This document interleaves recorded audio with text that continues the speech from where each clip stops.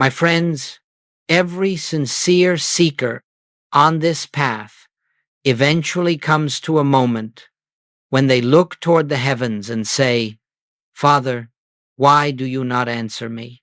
It is a tender moment, an honest moment, a moment in which the heart feels its own longing more deeply than ever before. You have prayed, you have waited, you have searched the scriptures, you have knelt in earnest devotion, and still there comes a time when God seems silent. And so you ask, not out of rebellion, but out of deep yearning, where is the presence? Why do I not hear? Why does the voice of spirit appear hidden behind a veil I cannot lift? Let us pause with that question. Let us sit gently before it. For the silence you believe belongs to God is not God's silence at all. The infinite cannot withhold itself. The omnipresence cannot absent itself. The living presence that is the very life of your consciousness never sleeps, never withdraws, never turns away. What feels like divine silence is not heavenly indifference. It is simply that the mind of man has not yet learned how to listen to that which speaks without words. You see, we have been trained to look outward. We have been conditioned to expect God to speak as mortals speak, to answer as persons answer, to respond with noise, movement, and form. And in this expectation, we forget a profound truth. The kingdom of God does not speak through the senses. It reveals itself in the depth of your own stillness. It whispers in the invisible sanctuary of your being. It unfolds in the quiet recognition that the presence you seek is closer to you than breathing, nearer than hands and feet. So let us begin together by acknowledging this simple, liberating principle. God is not silent. God is not absent. God is not withholding a word from you. The silence you experience is merely the turbulence of the personal mind, the noise of desire, fear, expectation, and the incessant reaching outward for what can only be found within. When that noise quiets, when the mind ceases its efforts to obtain something from God, when the heart enters a receptive stillness, then, my friends, the silence becomes the voice. Throughout this teaching, we will explore why this apparent silence arises, and more importantly, how to dissolve it, not by trying to make God speak, but by awakening to the truth that the voice of Spirit is always, always present. And if you will stay with me, if you will listen not with the intellect but with the inner ear, you will begin to discover that what you once called God's silence is actually God's steady, unbroken companionship waiting for your recognition. Now, let us move deeper into this inquiry. Before we can understand why God never truly falls silent, we must first examine the very foundation of our seeking, for nearly all spiritual frustration arises from one central misconception, the belief in a God who exists somewhere else, a God who must be reached, a God who must be summoned, a God who must be persuaded to act on our behalf. This, my friends, is perhaps the greatest illusion in religious thought. It is the false concept that has kept humanity wandering in spiritual deserts for centuries. When you conceive of God as someone or something existing apart from your own consciousness, you immediately place yourself at a distance from the very source of your being. And from that imagined distance, you begin the long, weary process of trying to close a gap that does not exist. You pray upward, outward, beyond. You look for signs and wonders in the sky. You wait for messages from on high. Yet all the while, the divine whisper remains where it has always been within you, not buried, not hidden, but present as the infinite life which animates your breath, your awareness, your very existence. The problem is not that God is far away, but that we have been taught to search in the wrong direction.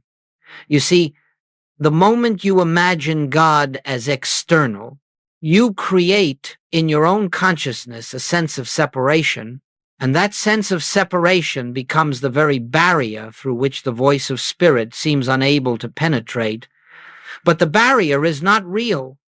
It is only a belief, a habit of consciousness formed over lifetimes, a belief inherited from theology, tradition, and human reasoning. Joel Goldsmith spoke often of this fundamental error, imagining a God who must travel to reach you, a God who must decide whether to bless or refuse you, a God who answers sometimes and remains silent at other times. Such a God would not be God. That would be a limited being, subject to moods, whims, and conditions. The infinite cannot be sometimes present and sometimes absent. The eternal cannot be near one moment and distant the next. The all-presence cannot retreat or return.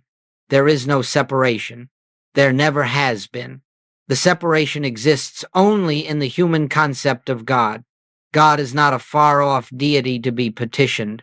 God is the essence of your own consciousness, the light that shines not upon you, but as you, the presence that does not enter your life, but is your life. And until this inner truth begins to dawn, until you realize that the place where you stand is holy because the presence is there, your prayers will always feel like they are traveling across a great chasm, waiting for an answer that never seems to come. But once this illusion is corrected, once you begin to understand that the kingdom of God is not a distant realm, but the ground of your being, everything changes. Prayer changes, listening changes, your whole spiritual practice becomes transformed. For you are no longer seeking a God who must speak. You are awakening to a God who is already speaking, already present, already expressing, already living through you.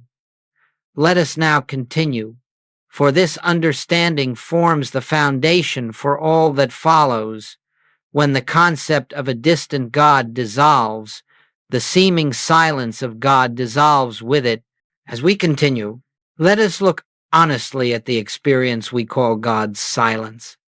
For once we understand that God is not distant, that God is not withholding or absent, we must ask, what then creates the sense of separation? What blocks the awareness of the ever-present voice? The answer, beloved friends, is far simpler and far more subtle than most imagine. The silence you believe comes from God is, in reality, the noise of the human mind. The mind, restless, reaching, grasping, fearing, desiring, is so full of its own activity that the gentle whisper of spirit cannot be recognized. God is not silent. Thought is loud. It is this noise, this ceaseless inner movement, that drowns out the still, small voice. For the voice of God does not compete with human thought. It does not shout to be heard above the clamor. It does not push its way into consciousness. Spirit speaks from the depths, not the surface. And so long as the surface is disturbed, the depths remain unnoticed. Consider your prayers. So often they are filled with pleading, God, help me, God, show me, God, fix this, God, why don't you answer? But every one of these prayers, however sincere, carries within it a hidden assumption, the belief that you lack something and that God must supply it. And in that belief lies the root of separation, a prayer born of fear, of urgency, of longing, is the prayer of a mind not yet still. It is the prayer of a consciousness that has forgotten its own divine completeness Joel Goldsmith taught that begging God for intervention is like shouting across a stormy sea. The very effort, the very anxiety, creates more waves, and when the waters are stirred, the reflection of truth becomes distorted. But when the waters are calm, when thought grows quiet, truth reflects itself effortlessly. This inner noise takes many forms. It may be the constant rehearsal of problems, the mind endlessly asking, "What will happen to me?"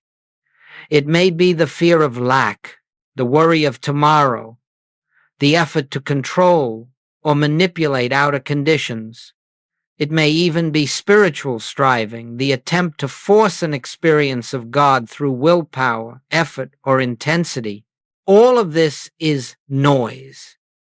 And in the midst of this noise, we say, "Why is God silent?" But it is not God who is silent. It is we who are loud. When the mind is filled with its own activity, there is no room for the gentle movement of the spirit. The presence does not interrupt. The presence does not argue. The presence awaits recognition. And the moment the mental noise softens, even slightly, the movement of God becomes perceptible not as a dramatic event, but as peace, as clarity, as an inner knowing that needs no words. So let us understand this clearly. God's silence is an illusion created by the turbulence of personal thought. God's voice is constant, quiet, ever present, needing only the opening of consciousness to be heard. When we release our frantic prayers, when we stop trying to make God speak, when we cease asking for signs and begin resting in trust, then without effort the divine message emerges not through the senses, but through the inner awareness that arises from stillness. And it is to this stillness that we now turn. And now, as we turn inward more deeply, we come to one of the most essential truths in all spiritual practice. God is heard only in stillness, not the stillness of inactivity, not the stillness of sitting motionless, but the stillness of consciousness, that deep, unhurried quiet in which the turbulence of the mind subsides and the soul becomes receptive to the presence that is forever speaking. The voice of spirit is not loud. It will not overpower the senses. It does not push its way into awareness. The divine message is not a thunderous proclamation. Rather, it is a gentle unveiling, a soft inner movement, a quiet dawning of truth that appears in the silence between thoughts. It comes not because we demand it, but because we become still enough to notice what has always been. Joe Goldsmith often spoke of entering the secret place of the Most High, and he did not refer to a physical location.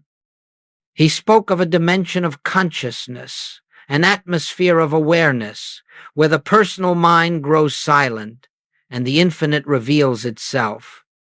This stillness is not something we create. It is something we allow. We do not achieve it through effort. We slip into it by relinquishing effort. You may have noticed that when you are anxious, when you are striving for answers, when you are mentally wrestling with a problem, the harder you think, the farther the solution seems to drift.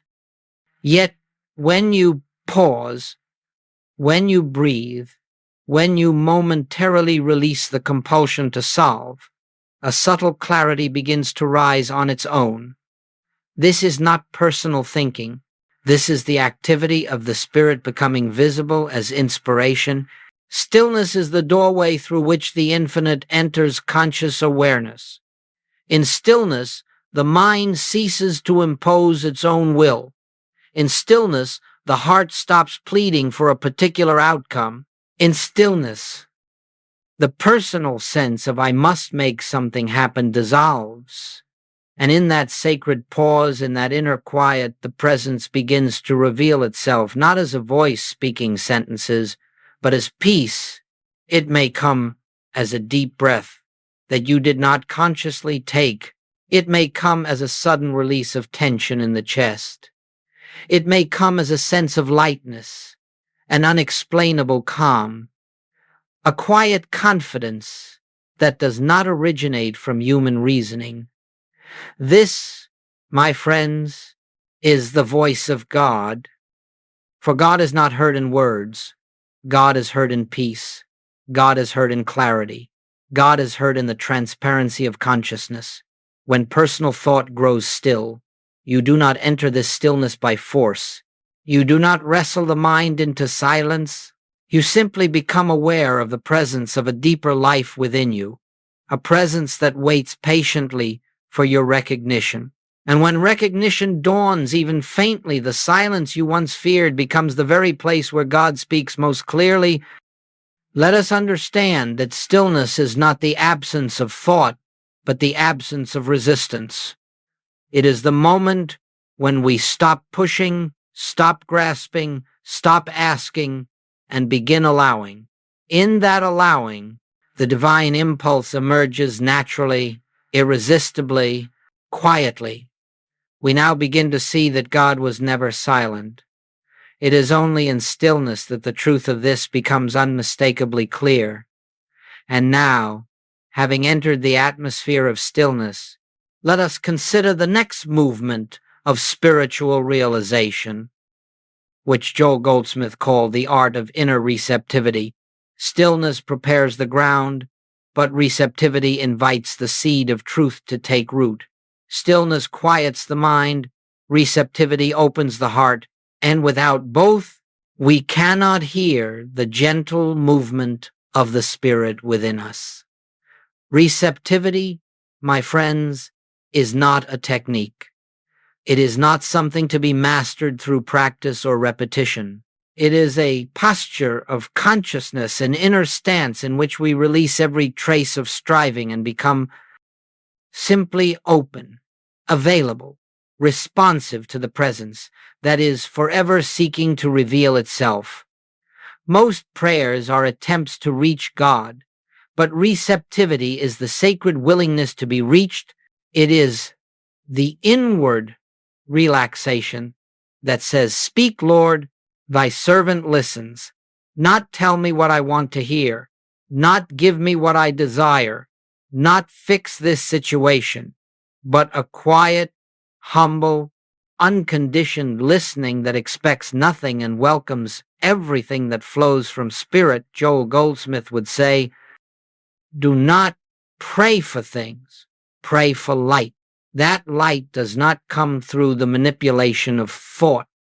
It comes through receptivity, through the recognition that the infinite is already present, already complete, and needs only your openness to reveal its fullness.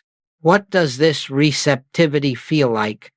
It feels like an unclenching of the soul.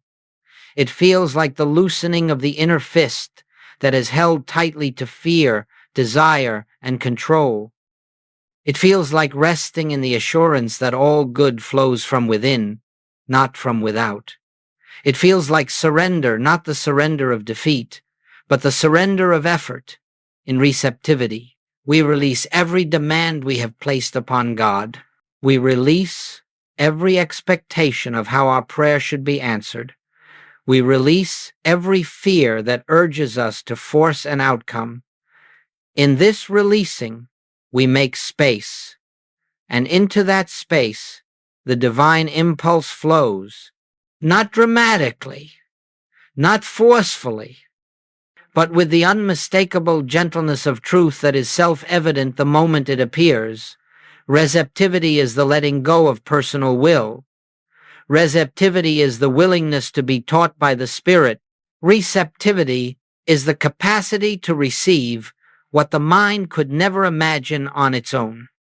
And so, instead of asking God for solutions, we become receptive to the inner realization that reveals solutions without struggle. Instead of pleading for guidance, we open to the subtle intuition that carries guidance within it. Instead of begging for peace, we rest in the recognition that peace is our natural state, awaiting our acknowledgement. This is the art of receptivity, to become still enough to hear, open enough to receive, and humble enough to allow Spirit to reveal truth in its own way and its own time. When consciousness takes this shape, when we cease trying to direct the infinite and begin allowing the infinite to direct us, the illusion of God's silence dissolves. For the voice of truth is forever speaking, forever moving, forever illuminating. It requires only that we become receptive enough to notice its eternal activity within our own being. Now, my friends, it is one thing to speak of stillness and receptivity when life is calm, when the days unfold with a certain ease and the heart is not heavily burdened. But let us be honest with one another. It is during life's darkest moments that the silence of God seems most unbearable. When illness strikes the body, when financial uncertainty rises like a storm, when a relationship breaks, when grief stands uninvited at the doorway of your life, these are the moments when you reach most earnestly for God. And these are often the very moments in which you feel that God does not answer. Let us explore this tender, difficult territory with compassion. When crisis appears, the mind becomes agitated. Fear floods into consciousness like a rapid current. The heart reaches outward for divine intervention, for relief, for assurance, for a sign that all will be well.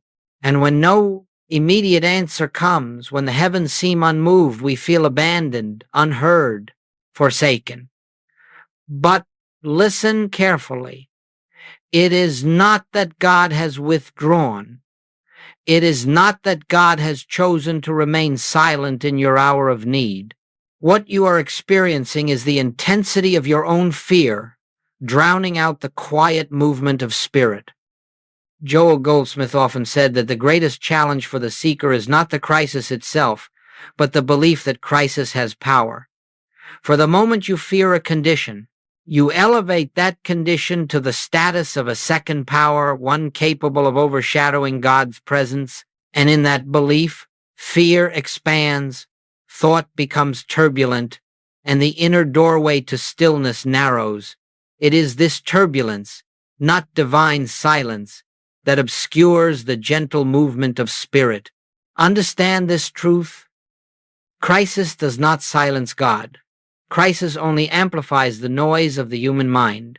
And when the mind is noisy, the whisper of Spirit cannot be heard. So what do we do in crisis? We do not deny our humanity. We do not pretend that pain is pleasant or that fear is easy to release. We do not condemn ourselves for trembling. But we learn to hold two truths at once. The material circumstance is real to the senses. The spiritual reality is deeper, more enduring, and untouched by appearances. This dual awareness, difficult though it may seem, is the foundation of spiritual maturity. You may be facing a medical diagnosis.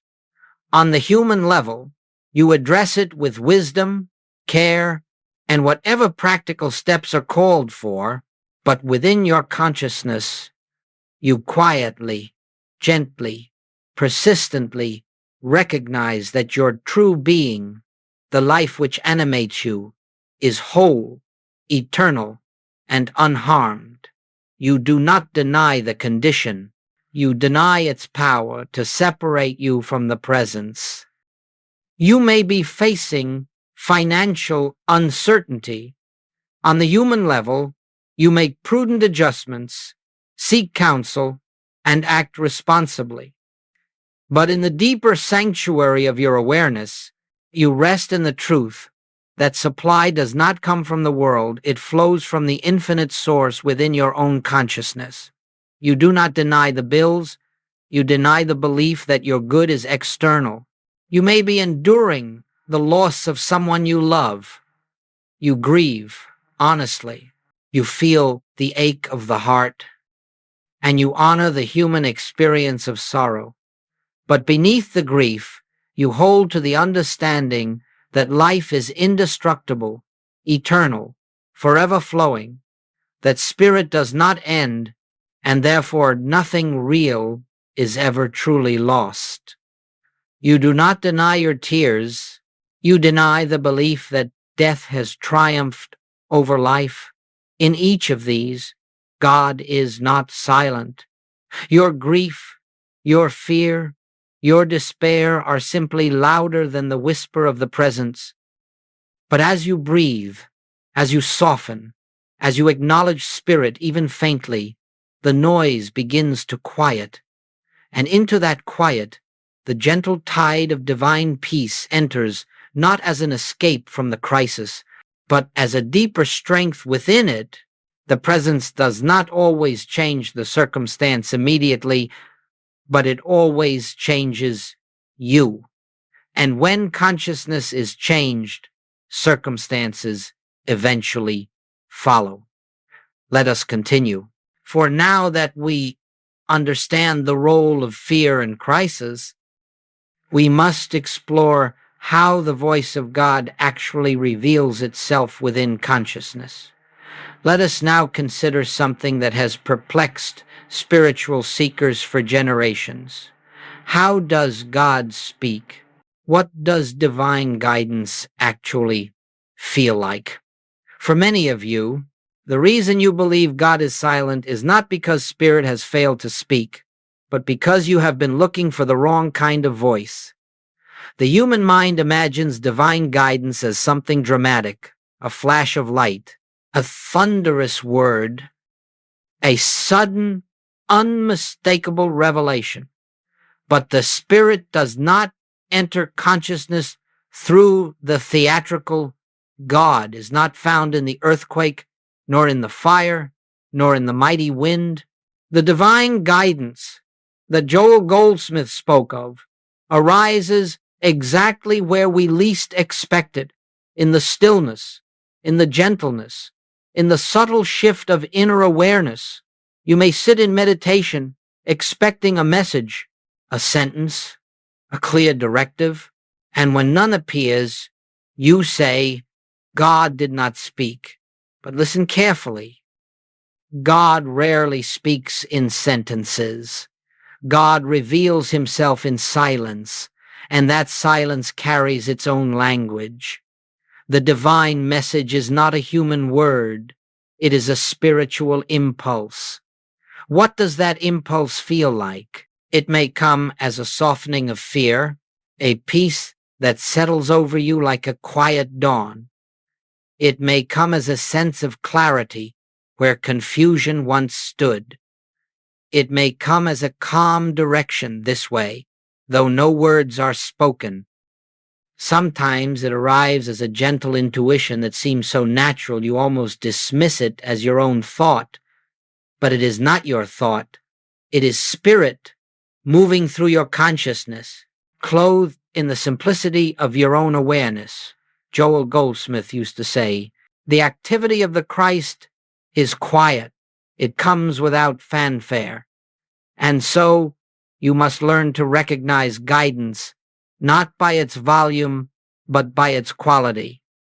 The divine impulse never disturbs, never pressures, never demands. When guidance is from spirit, it carries peace with it. When the human mind tries to guide you, it carries tension, urgency, or fear. The difference is unmistakable once you learn to discern it. Human thought pushes, spirit invites, human thought argues, spirit reveals, human thought insists, you must act now, Spirit whispers, rest a moment and let clarity come. Guidance may appear as a quiet sense of well-being about a certain path, even if you cannot explain why. It may appear as a gentle restraint, something within you hesitates, not from fear, but from a quiet knowing that this is not your step to take. It may appear as an idea that arrives fully formed, effortless, as if placed in your awareness from a deeper place than thought. Many of you have experienced this without realizing it. You call it intuition, insight, coincidence, or a feeling I just couldn't shake. But these are merely names we give when we recognize the movement of the infinite without yet acknowledging its source. You see, divine guidance often comes disguised as ordinary thought because the presence expresses through the faculties you already have. It uses your mind, your intuition, your awareness as its instrument. It does not overpower them. It flows through them. This is why so many say they do not hear God. They expect something extraordinary, when in truth, the extraordinary hides itself in the simplicity of your natural awareness. The Christ does not need to shout. The Spirit does not need to break into your consciousness. The infinite whispers because it knows that once your mind grows quiet, the whisper will be enough. And so, when you say, God does not guide me, consider this. Perhaps the guidance has come, but it was so gentle, so peaceful, so natural, that you dismissed it as nothing. Perhaps the peace you felt was the answer. Perhaps the small inner nudge was the direction. Perhaps the subtle discomfort was the warning. Perhaps the quiet confidence was the affirmation. The Spirit speaks constantly, but never loudly. The guidance of God is not a voice. It is an awareness, not an instruction, but a realization. Not a command, but a flow. When you begin to trust this gentle movement within, when you honor its quiet authority, you will discover that divine guidance has been present all along, waiting only for your recognition. Now, as we continue, let us explore how this guidance becomes more constant, more natural, and more evident as you learn to live from the practice of the presence. As we move deeper into this work, we begin to understand that divine guidance is not an occasional event. It is not something that happens only in meditation or in times of great need. It is a continuous activity, a perpetual movement of the infinite within consciousness. The question is not whether God is guiding you. God is always guiding. The question is whether your awareness is open enough, quiet enough, receptive enough to notice the guidance that flows like a steady stream beneath the surface of daily life. This brings us to one of Joel Goldsmith's most essential teachings, the practice of the presence. Now, this phrase does not refer to repeating affirmations or reciting sacred words throughout the day. It does not mean manufacturing spiritual feeling or forcing the mind into devotion. No, the practice of the presence is far simpler and far more profound. It is the continuous recognition that the kingdom of God is within you, that the presence is the very life of your being, and that this presence is active, intelligent, and eternally unfolding its perfection. You do not need to reach for God. You do not need to remind God of your needs. You do not need to summon spirit. You need only turn inward again and again to recognize that the divine activity is already present. How do we live in this recognition? Not through discipline, but through remembrance. Not through pressure, but through gentle awareness. not through constant thinking about God, but through constant listening for God. You begin your morning with a simple realization: the presence goes before me, the presence walks with me, the presence fills my consciousness now. Not spoken loudly, not repeated mechanically, but allowed to settle like a soft truth resting over the heart. As you move through your day, whenever disturbances arise, fear, irritation, confusion, you do not fight them. You do not condemn yourself. You simply pause, if only for a moment, and remember, the kingdom is here. The presence is here. Let me be still and listen. This pause may last only a breath, but that breath opens the door of consciousness.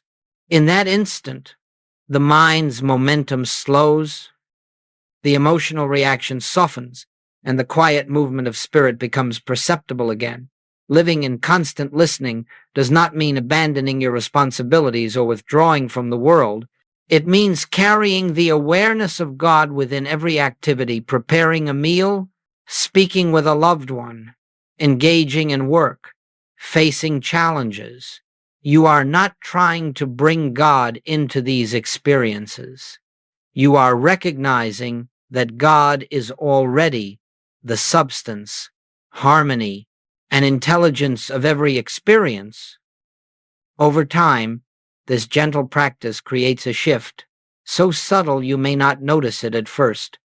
You begin to respond to life with greater calm. Decisions arise more naturally. You feel less urgency, less fear, less need to control outcomes. You become more patient, more present, more compassionate, not because you try to be, but because the presence within you expresses its own nature through you. As this continues, you discover a remarkable truth. The more often you turn inward, the more often you remember the presence, the more clearly you hear the divine impulse. What once seemed like the occasional whisper becomes a familiar tone. What once felt like rare insight becomes an ongoing flow. What once felt like silence becomes companionship. Joel Goldsmith described this as living in the rhythm of spirit. You are no longer reacting from the personal mind. You are responding from the unfolding of the infinite within you. You are no longer trying to direct your life. You are allowing your life to be directed by the quiet wisdom that arises from the depth of your being. And this, beloved friends, is the beginning of true spiritual freedom. Now that we have explored the ongoing practice of inner listening, let us complete this journey by returning to where we began and dissolving forever the illusion that God is silent. And now, as we come to the close of our time together, let us return quietly to the question that brought us here. Why does God seem silent? Let us look upon that question with the new understanding that is unfolded within us. You have seen that God cannot be silent, because God is not a voice separate from your own being. God is not a distant presence that must travel to reach you. God is not an external power that speaks occasionally, mysteriously, or selectively. No, the divine is the very essence of your consciousness, the life of your life, the awareness in which you live and move and have your being. Silence was never God's doing. Silence was the noise of the personal mind. Silence was the turbulence of fear. Silence was the reaching outward for what can only be found within. Silence was the expectation that God must speak in words. When God speaks in peace, silence was the belief in separation, when separation has never existed. And so, as this understanding dawns, the question dissolves. There is no longer a need to ask, why does God not answer me? For you now see that the presence was answering you long before you learned how to listen. It was answering you in every moment of peace, in every intuition, in every shift of awareness, in every quiet release of fear, in every subtle guidance that you once overlooked because it did not come in the form you expected. Spirit has always spoken to you always. It could not be otherwise. For the Spirit of God is forever expressing itself through its own creation. The infinite does not cease to flow. The light does not cease to shine. The presence does not cease to reveal itself. Only the human sense of self, clouded by noise and fear, remained unaware. But now, something within you has awakened. You have touched the stillness. You have tasted receptivity. You have recognized the quiet movement of divine guidance. You have seen that God was never absent, never withholding, never silent. As you go forward from this moment, do not force this understanding. Do not try to hold on to it with effort. Simply remember gently, quietly, that the kingdom of God is within you.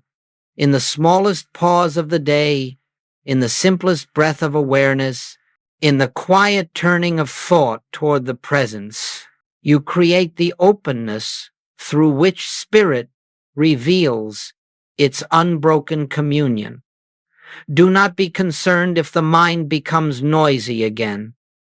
Do not judge yourself if fear returns. Do not despair if you momentarily forget the presence. For the presence does not forget you. The sun does not cease to shine because a cloud passes before it. The voice does not stop speaking because your mind grows loud. The kingdom does not withdraw because you fail to look within. It waits patiently, tenderly, eternally for your recognition. You are never abandoned. You are never unheard. You are never separated from God. And so, as we bring this teaching to a close, let the final realization rest softly upon your heart. God was never silent. It was only I who had not yet learned how to listen. And now that the listening has begun, your spiritual path will unfold with a new light, a new peace, a new confidence. For you walk no longer toward God, you walk with God, within God, as the expression of God. Rest in that truth. Live from that truth. Let that truth guide every breath, every decision, every moment of your unfolding life. And in the quiet of your own consciousness, you will discover again and again the presence is here. The voice is speaking, and I am listening.